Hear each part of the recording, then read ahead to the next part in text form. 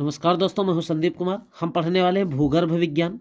भूगर्भ विज्ञान के अंतर्गत अभी तक हमने पढ़ा था पृथ्वी के बारे में, क्रस्ट, मेटल, कोर, सीमा, सियाल, नीफे, इसके बारे में पढ़ा। ठीक है, अब हम पढ़ने वाले हैं पृथ्वी की उत्पत्ति कैसे हुई। पृथ्वी की उत्पत्ति, तो देखिए पृथ्वी की जो उत्पत्ति है तो इसके बारे में हम पढ़ेंगे। इसमें नंबर 1, पृथ्वी सर्वप्रथम आग का धधकता हुआ गोला थी। क्या थी? आग का गोला थी। ठीक है, लेकिन इसमें वायुमंडलीय दशाओं के कारण ये ठंडी हुई और ठंडी होकर इसमें सिकुड़न उत्पन्न हो गई। जब इनमें सिकुड़न उत्पन्न हुई तो इसका बाहरी भाग, जैसे मान लीजिए कि ये हमने बना दिया आग का धधकता हुआ गोला, इसको बोलेंगे हॉट। ठीक है, हॉट बोलेंगे। अब इसमें उत्पन्न हुई सिकुड़न, तो सिकुड़न के फलस्वरूप इसका जो बाहरी भाग है कुछ इस तरीके से सिकुड़ गया। ठीक है, ये इस तरीके से क्या हो गया, इसमें सिकुड़न उत्पन्न हो गई। सिकुड़न के बाद इसमें पृथ्वी में 2 भाग बन गए। कितने बन गए? 2 भाग। ठीक है, 2 भाग बन गए। वो 2 भाग कौन से? जब इसमें सिकुड़न हुई तो इस तरीके से मान लीजिए कि इसके ये 2 है जो है, ये 2 भाग बन गए। तो इसके जो ये 2 भाग बने, बाहरी भाग, जो बाहरी भाग था पेंथलासा बोला गया उसको, पेंथलासा, और आंतरिक भाग पेंजिया बोला गया, वो पेंजिया कहलाया। तो बाहरी भाग पेंथलासा, आंतरिक भाग पेंजिया कहलाया। ठीक है, आंतरिक भाग पेंजिया कहलाया। पेंथलासा और पेंजिया आगे चलकर 2 भागों में बट गए, फिर से 2 भागों में बटे, पेंथलासा और पेंजिया।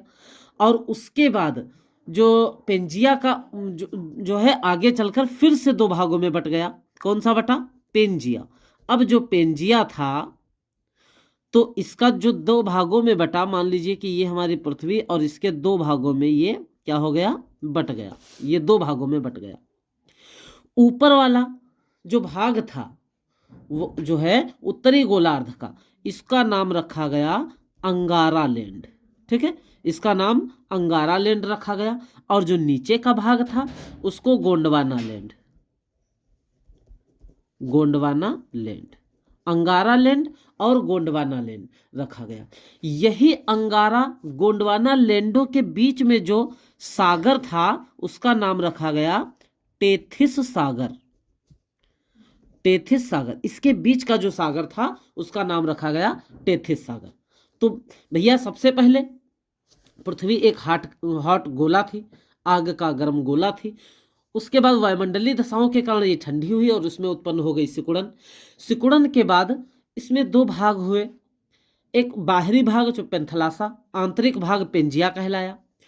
उसके बाद इसके पेंजिया के 2 भाग हो गए। वो उत्तरी गोलार्ध में जो भाग है वो अंगारा लैंड कहलाया, नीचे वाला भाग गोंडवाना लैंड कहलाया। बीच में जो सागर बना उसका नाम रखा गया टेथिस सागर। ठीक है, उसका नाम टेथिस सागर रखा गया। ठीक है, तो इसके बाद जो है अब धीरे धीरे इन्हीं इन्हीं जो है अंगारा लैंड और गोंडवाना लैंड के टुकड़े हुए और वर्तमान के महाद्वीप बने। ठीक है, वर्तमान के महाद्वीप बने। तो महाद्वीप के विस्थापन का सिद्धांत, ये जो महाद्वीप विस्थापित हो रहे हैं इसका सिद्धांत दिया था वेगनर महोदय ने। याद रखिएगा, बहुत ही इंपॉर्टेंट प्रश्न है। ठीक है, महाद्वीप के विस्थापन का सिद्धांत वेगनर महोदय ने दिया था। पेंथल जो है आगे हम बात करते हैं तो जो है प्लेट विवर्तनिक का सिद्धांत, प्लेट विवर्तनिकी का सिद्धांत, प्लेटों का खिसकना। ठीक है, तो प्लेट विवर्तनिकी का सिद्धांत जो था हैरी हैस ने दिया था। इसको हैरी हैस ने दिया। हैरी हैस के अनुसार पृथ्वी बहुत मोटे प्लेटों पर टिकी है। ठीक है, मोटे मोटे प्लेटों पर टिकी है, मोटे मोटे प्लेटों पर टिकी है। कौन? पृथ्वी। ठीक है, मोटी मोटी प्लेट, मोटे मोटे प्लेटों पर टिकी है पृथ्वी। ये महाद्वीप में काफी मोटे होते हैं। महाद्वीप में ये प्लेटें जो है काफी मोटी होती हैं, और महासागर में पतली होती है। ठीक है, ये प्लेटें महासागर में पतली होती हैं। पृथ्वी पर कुल 7 बड़ी प्लेटें हैं। 7 बड़ी प्लेटें और 20 छोटी छोटी प्लेटें हैं पूरी पृथ्वी पर। तो इसमें से 7 जो बड़ी प्लेटें हैं उसके बारे में हम पढ़ेंगे, कौन कौन सी। तो 7 बड़ी प्लेटों में उत्तरी अमेरिका की प्लेट, उत्तरी अमेरिकन प्लेट। दूसरी कौन सी? दक्षिणी अमेरिकन प्लेट,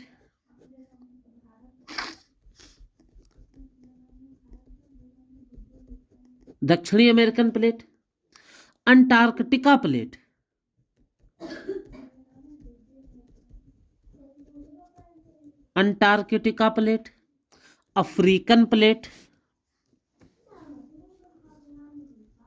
अफ्रीकन प्लेट और यूरेशियन प्लेट,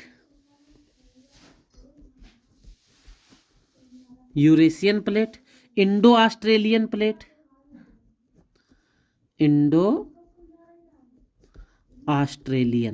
ठीक है, और प्रशांत महासागर की प्लेट,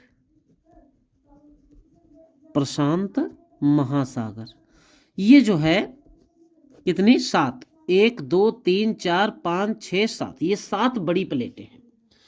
अब इसमें समझिए, जो उत्तरी अमेरिका की प्लेट है इसमें पश्चिमी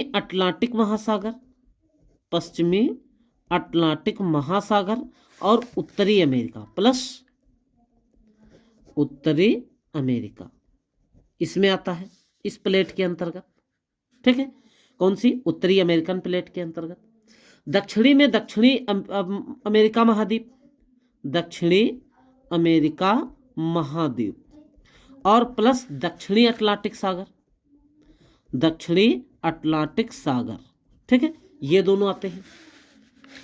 उसके बाद हम अगर बात करते हैं अंटार्कटिक प्लेट की, तो अंटार्कटिका महाद्वीप और कौन? अंटार्कटिका के चारों ओर घेरे हुए महासागर, जो उसको चारों ओर से घेरे हुए हैं वो महासागर, ये अटलांटिक प्लेट के अंतर्गत आता है। अफ्रीकन प्लेट में अफ्रीका महाद्वीप, पूर्वी अटलांटिक महासागर और पश्चिमी हिंद महासागर। तो अफ्रीकन महाद्वीप और कौन आता है? पूर्वी अटलांटिक महासागर और कौन सा? पश्चिमी हिंद महासागर।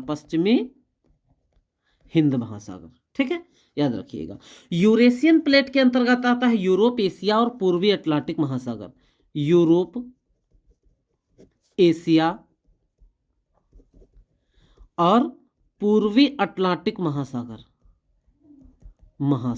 ठीक है, इंडो ऑस्ट्रेलियन में आता है भारत,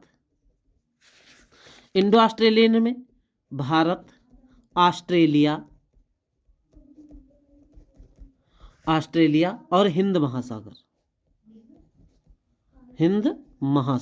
ठीक है, प्रशांत महासागरीय प्लेट में आता है प्रशांत महासागर।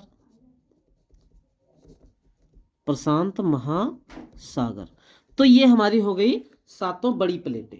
ठीक है, अब इसके बाद हम बात करेंगे अन्य प्लेटों के बारे में।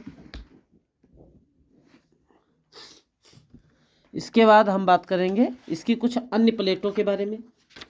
तो भैया प्लेटों के प्लेटों के बारे में कुछ आगे पढ़ेंगे। तो प्लेटों से होता क्या भैया? तो जब प्लेटें जो है खिसकती हैं, खिसकने से क्या होता है? भूकंप आता है। खिसकने से क्या होता है? भूकंप आता है। नवीन पर्वत के नीचे भी भूकंप आ जाता है कभी कभी। प्रशांत महासागर में सबसे ज्यादा प्लेटों की सीमा बनाती है। जो प्रशांत महासागर है, प्रशांत महासागर, ये सबसे अधिक प्लेटों के साथ इसकी सीमा बनती है, जिस कारण यहां भूकंप सर्वाधिक आते हैं। भूकंप सर्वाधिक आते हैं, यह प्रशांत महासागर में भूकंप सबसे ज्यादा आते हैं। कारण क्या है? क्योंकि ये जो है प्लेटों से सबसे ज्यादा सीमा बनाती है। ठीक है। नेपाल और जो, अच्छा आपने सुना होगा कि नेपाल में भी बहुत ज्यादा भूकंप आते हैं। तो नेपाल में क्या कारण है कि सबसे ज्यादा भूकंप आते हैं? तो कारण है कि यहां पर यूरेशिया और इंडो ऑस्ट्रेलिया, यूरेशिया की और इंडो ऑस्ट्रेलिया, ऑस्ट्रेलिया की प्लेटें सीमा बनाती हैं। ऑस्ट्रेलिया, यहां की प्लेटें सीमा बनाती हैं, इसी कारण यहां भूकंप सबसे ज्यादा आता है। ठीक है। इसके कारण जो है इंडियन प्लेट के ऊपर यूरेशिया प्लेट मिलती है, तो इन सबसे मिलकर जो है इससे में भूकंप आता है, तो पाकिस्तान नेपाल का क्षेत्र दहल जाता है। इंडियन प्लेट के नीचे ऑस्ट्रेलियन प्लेट से टकराता है, लेकिन जहां टकराता है वहां मुख्य भूमि नहीं है। देखिए अगला जो इंडियन प्लेट है, इंडियन प्लेट, और इंडियन प्लेट किससे टकराता है? ऑस्ट्रेलियन प्लेट से। जब इससे टकराता है तो भूकंप तो आता है, लेकिन हमारी भारत की मुख्य भूमि नहीं है, वहां अंडमान सागर है। ठीक है। अंडमान क्षेत्र है, इसलिए जो है वहां भूकंप ना आकर सुनामी आती है। क्या आती है? सुनामी आती है। आपने एक और नाम सुना होगा, जापान। जापान में सबसे ज्यादा भूकंप आता है। कारण क्या है? जापान में भूकंप आने का कारण है कि जो है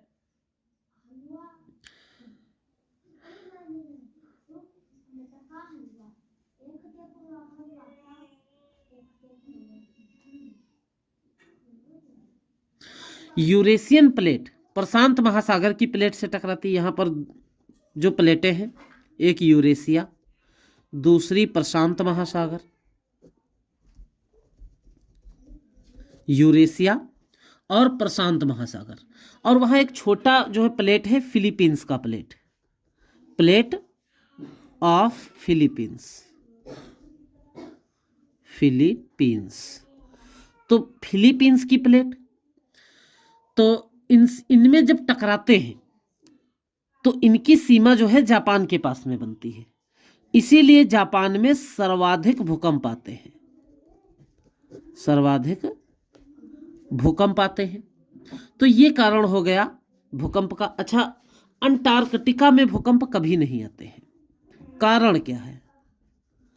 अंटार्कटिका में भूकंप नहीं आते हैं, तो भैया इसका कारण यह है कि इसकी प्लेट किसी प्लेट के साथ सीमा साझा करती नहीं, तो टकराएगी नहीं, इसीलिए यहां भूकंप ही नहीं आते हैं। अगली क्लास में हम पढ़ेंगे प्लेटों का संचालन। प्लेटें होती कितने प्रकार की हैं, जैसे संरचनात्मक प्लेट, विनाशी प्लेट, संरक्षी प्लेट। इसके बाद पढ़ेंगे भूकंप के बारे में, भूकंप की कितनी तरंगे होती हैं, प्राइमरी तरंग, सेकेंडरी तरंग और लव तरंगे, इस सब के बारे में पढ़ेंगे। तब तक के लिए जय हिंद।